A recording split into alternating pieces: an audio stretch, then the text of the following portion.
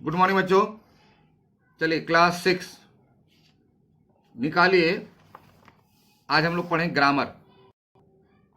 ठीक है, आज पढ़ेंगे हम लोग ग्रामर। इसमें लेसन नंबर 6 तक हम लोग पढ़ चुके हैं। आइए आज पढ़ेंगे हम लोग लेसन नंबर 7, लिंग और वचन। लिंग और वचन बहुत आसान लेसन है, क्योंकि आप लोग बहुत बार पढ़ चुके हो। इसलिए आपको सिर्फ जो बुक में एग्जाम्पल्स दिए उसको याद करना है। परिभाषा भेद थोड़ा एक्सप्लेन कर लेते हैं हम लोग, ज्यादा नहीं है कुछ। लिंग मालूम है, जिस शब्द रूप से किसी स्त्री या पुरुष जाति की पहचान होती है उसे लिंग कहते हैं। यहां लिखा हुआ है, बॉक्स में देख लीजिए, बहुत आराम है। शब्द के जिस रूप से, शब्द रूप बार बार नहीं बताएंगे, बता चुके हैं। शब्द के स्पेलिंग वर्तनी को कहते हैं शब्द रूप। शब्द के जिस रूप से उसके पुरुष या स्त्री जाति होने का पता चले उसे लिंग कहते हैं। शुरू से ही पढ़े, क्लास 5 में ही बहुत पढ़े। एग्जाम्पल देना, लेकिन देखना जब भी क्वेश्चन पूछा जाए, रिटर्न तो इस बार आएगा नहीं, एमसीक्यू ही ज्यादा रहेगा। लेकिन ध्यान से, पुल्लिंग, लिंग के दो भेद, पुल्लिंग और स्त्रीलिंग। पुरुष जाति का बोध कराने वाले शब्द पुल्लिंग कहलाते हैं। जैसे उदाहरण, हाथी, बंदर, दर्जी, माली। स्त्रीलिंग, जिस लिंग से स्त्री जाति का बोध हो वह स्त्रीलिंग।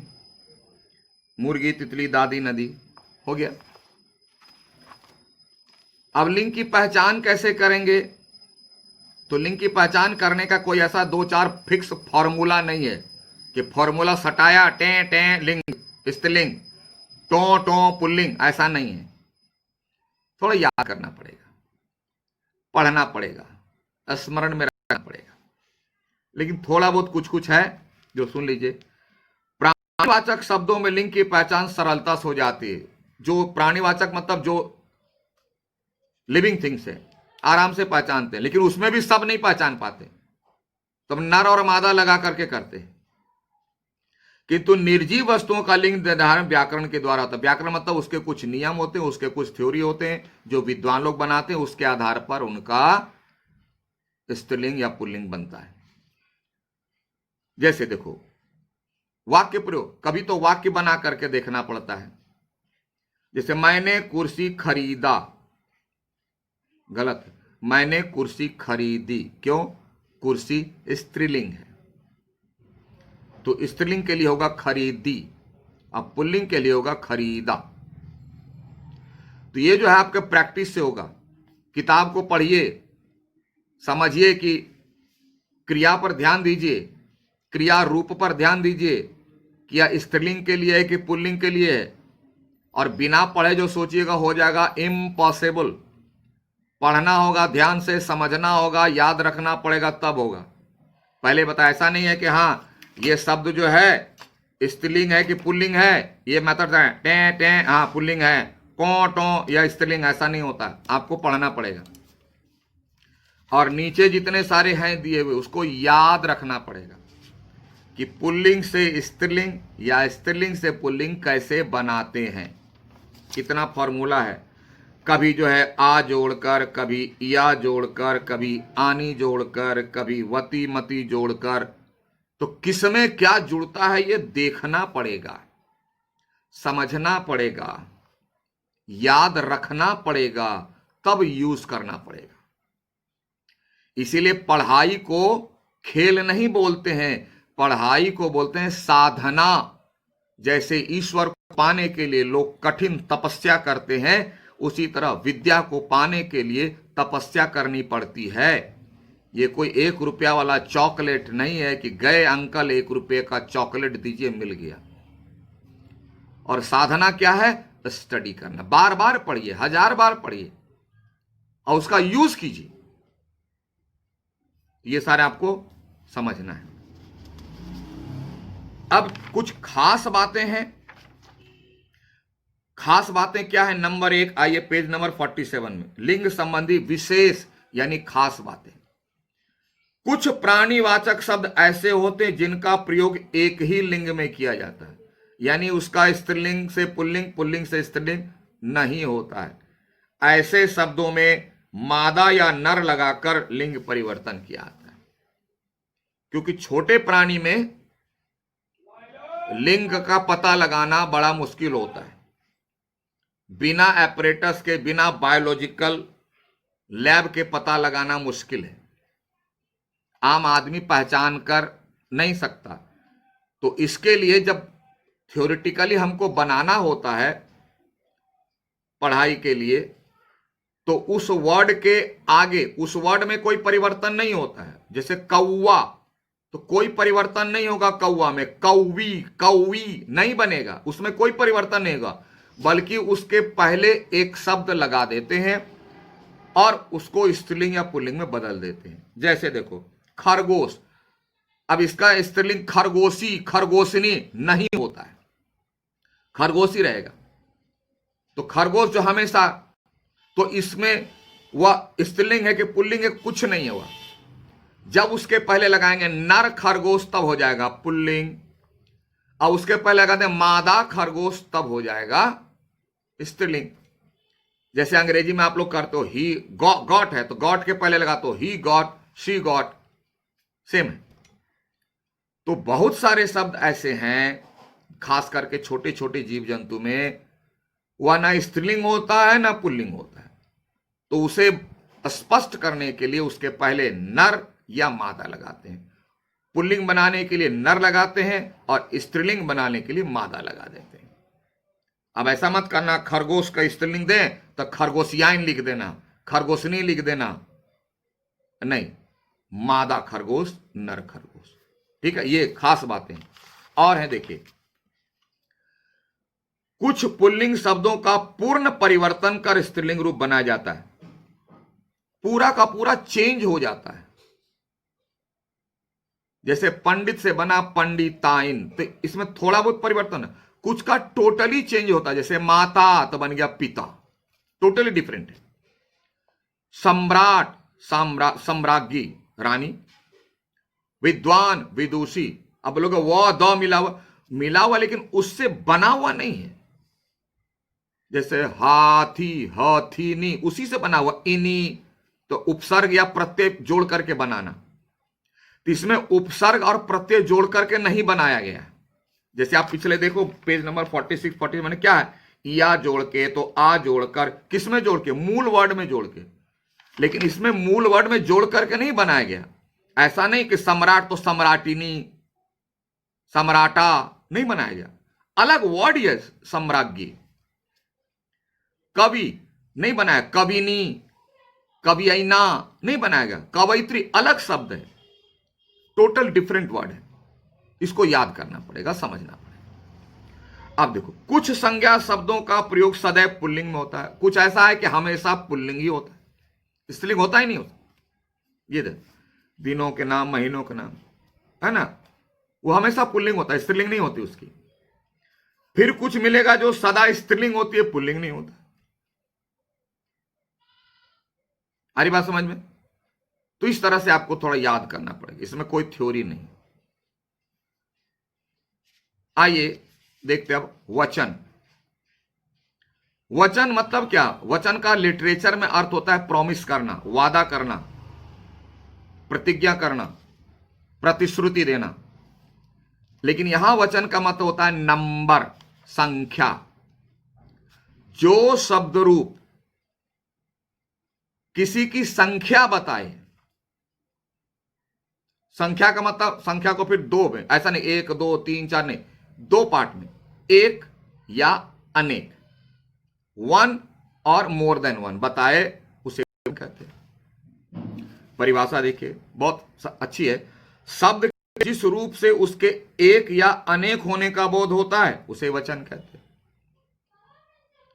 एक का पता चले एक वचन, एक से अधिक का पता चले बहुवचन। बहु मतलब बहुत, बहुत से तो हटा दिया, बहुवचन। कोई दिक्कत? बहुत पहले पढ़ चुके हो, क्लास 5 में। बहुत एक वचन शब्द के जिस रूप से उसके एक होने का बोध उसे एक वचन बहुत है। बहुवचन जिस शब्द रूप से एक से अधिक का पता चले बहुवचन।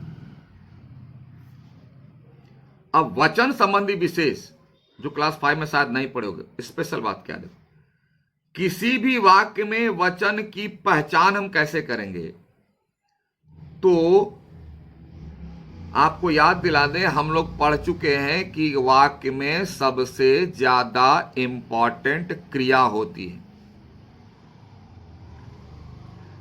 अगर नहीं समझ में आता है तो क्रिया पर ध्यान दीजिएगा, क्रिया के रूप पर ध्यान देंगे तो पता चल जाएगा कि यह जो क्रिया है एक वचन के लिए आई है कि बहुवचन के लिए आई।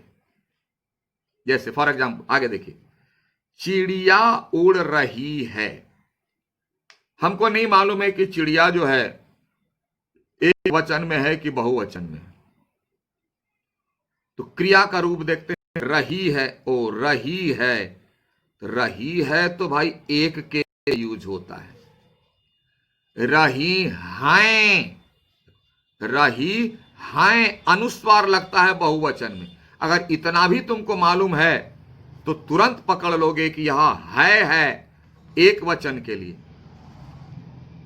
और आप लोग करते हो क्या, है में अनुस्वार तो देते नहीं, तो कसम खा के बैठे हो किसी भी कीमत पर चाहे जो हो जाए, हाय में, माय में बिंदा नहीं देंगे, जिसका परिणाम होता है हम भी कसम खा लेते हैं कि नहीं लिखोगे नंबर मैं भी नहीं दूंगा। क्यों, ये गलती होती है ना। बिना बिंदा वाला है में सिंगुलर के लिए आता है, एक वचन के लिए आता है। बिंदा वाला जो है जिसको हैं कहते हैं, वह बहुवचन के लिए आता है। आपको इतना डांट फटकार के बोलते हैं फिर भी नहीं समझते हो, डिफरेंस देख लो। यहां चिड़िया है तो चिड़िया उड़ रही हैं, इसका मतलब है कि यह चिड़िया जो है यह शब्द रूप बहुवचन है। वहां चिड़िया उड़ रही है, इसका मतलब एक वचन में। ग्रामर का तो यूज करोगे नहीं, बोलोगे सर नंबर कट गया। कितने बड़े विद्वान हो, इतना बोलते सुनते नहीं, तो नंबर नहीं कटेगा तो क्या जुड़ेगा क्या। देखो फिर देखो, पुस्तक नई है यानी एक, पुस्तकें, अब बहुत इसमें अनुस्वार छोड़ दो, पुस्तकें गलत, तो गलत लिखकर भी नंबर चाहते हो, हमसे 2 नंबर करवाना चाहते हो क्या। गलत लिखोगे सर नंबर दे दीजिए, सही लिखो ना, नंबर तो ऑटोमेटिक आएगा।